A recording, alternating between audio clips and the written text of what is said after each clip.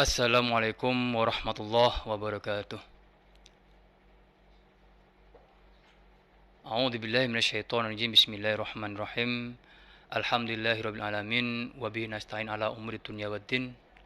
Wassalatu wassalamu ala Rasulillahi sayyidil mursalin sayyidina Muhammadin wa ala alihi wa ashabihi ajmain, amma ba'd. Kaum muslimin muslimat rahimakumullah.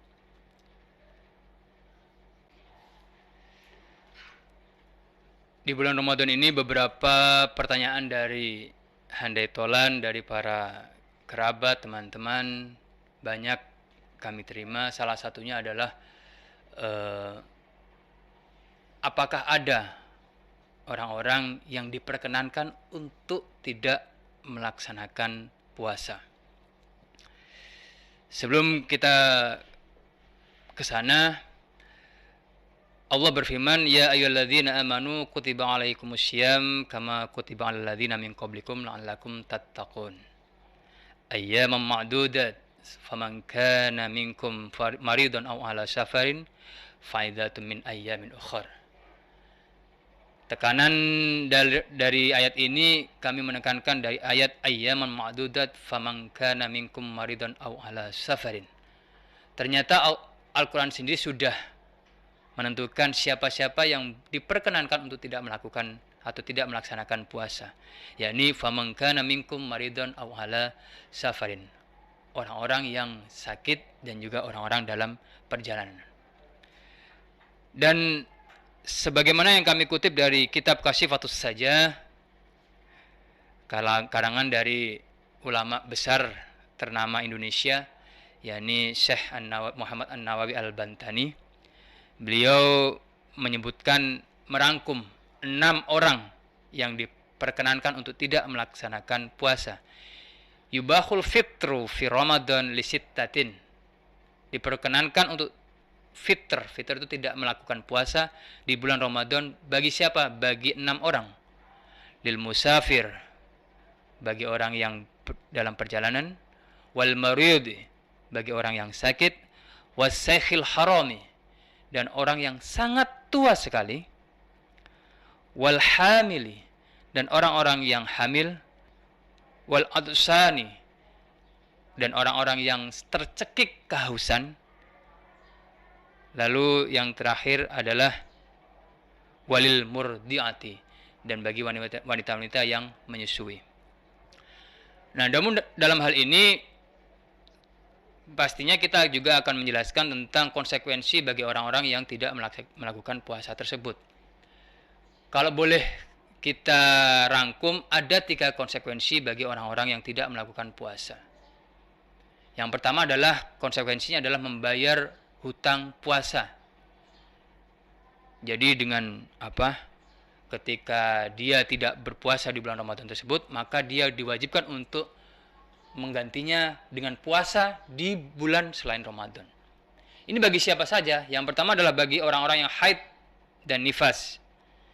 Orang-orang yang haid dan nifas ini tidak diwajibkan untuk berpuasa di bulan Ramadan, namun mereka diwajibkan untuk mengganti puasanya di luar Ramadan. Siapa lagi setelah itu adalah orang-orang yang hamil, orang-orang yang menyusui, yang mengkhawatirkan dirinya sendiri. Artinya mengkhawatirkan dengan keselamatan dirinya sendiri. Jadi seandainya ada saudara kita yang hamil atau lagi menyusui, ditanya kenapa kamu gak puasa? Alasannya adalah karena saya sendiri tidak kuat. Maka ini diperkenankan untuk tidak berpuasa, dan nantinya konsekuensinya adalah dia wajib untuk mengganti puasanya di bulan selain Ramadan. Selanjutnya siapa lagi? Orang-orang yang musafir. Orang-orang yang musafir ini dalam perjalanan, tapi para ulama telah mengkategorikan perjalanan yang fi masafatil qasri, perjalanan yang memperbolehkan untuk qasar. Yakni berapa? Yakni 2 marhalah. Kalau kita konversikan dengan kilometer, menurut kitab Tanwirul Qulub itu sejarak 80 km. Jadi barang siapa yang melakukan perjalanan 80 km atau lebih, maka diperkenankan untuk tidak berpuasa, dan konsekuensinya adalah nanti ketika setelah Ramadan usai, dia wajib mengganti puasanya di luar Ramadan. Selanjutnya siapa lagi? Selanjutnya adalah orang-orang yang sakit. Orang yang sakit, semisal ketika kita sakit di bulan puasa, lalu ternyata di setelah puasa kita sehat. Nah, ini wajib mengganti puasa kita di bulan Ramadan tadi yang kita tinggalkan dalam keadaan sakit. Selanjutnya meninggalkan puasa tapi dia hanya boleh cukup untuk membayar fidyah. Jadi dia tidak melaksanakan puasa tapi cukup nanti membayar fidyah. Ini siapa-siapa saja? Ya, ini yang pertama adalah orang yang tua renta, yang sudah kayak semisal nggak mungkin dia untuk melaksanakan puasa, maka wajib baginya untuk membayar fidyah di luar Ramadan. Fidyahnya berapa? Fidyahnya adalah 1 mud di setiap hari yang dia tinggalkan. 1 mud itu kalau kita konversikan adalah 0,6 kg beras. Yang kedua siapa? Yang kedua adalah orang-orang yang sakit yang tidak bisa kita harapkan lagi kesembuhannya. Sakitnya berarti sudah sangat parah. Nah, ini oleh Allah mendapatkan rukhsah atau dispensasi untuk tidak melakukan puasa, tapi dia diwajibkan untuk membayar fidyah di luar Ramadan. Ini sering salah kaprah di kalangan saudara-saudara kami, bahwa ternyata orang hamil atau orang yang menyusui ini wajib membayar puasa.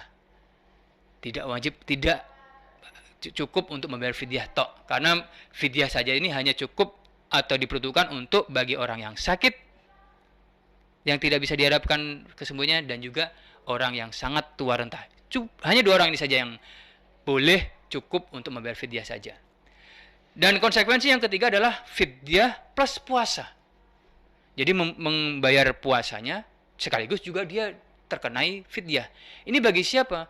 Bagi orang-orang yang batal puasa namun bukan karena mengkhawatirkan dirinya, tapi mengkhawatirkan orang lain.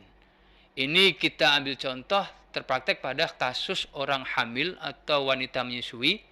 Wanita-wanita menyusui yang sebenarnya mereka kuat untuk melakukan puasa, tapi mereka tidak berpuasa dengan alasan saya khawatir dengan anak saya khawatir dengan kandungan saya. Nah, orang-orang yang seperti ini justru malah mendapatkan double, yakni wajib membayar puasa plus sekaligus membayar fidyah. Jadi itu perlu kita hati-hati dalam hal ini. Maka hadirin kaum muslimin muslimat rahimakumullah, rukhsah inilah yang perlu kita pahami, yang perlu kita mengerti. Tapi bukan berarti ketika kita sudah mendapatkan rukhsah atau dispensasi boleh untuk tidak melakukan puasa, justru kita, wah berarti kita ini harus tidak puasa. Enggak. Kalau kita masih mampu, ya lebih baik kita melakukan puasa. Artinya ketika kita dalam perjalanan, kita mendapatkan rukhsah nih, dispensasi untuk tidak puasa. Tapi kalau kita masih mampu melakukan puasa, maka kita dianjurkan untuk tetap melakukan puasa. Hadirin kaum muslimin muslimat rahimakumullah, demikian yang bisa kami sampaikan. Semoga bermanfaat. Kurang lebihnya kami mohon maaf. Wallahu muwaffiq ila aqwamit thoriq. Wassalamualaikum warahmatullahi wabarakatuh.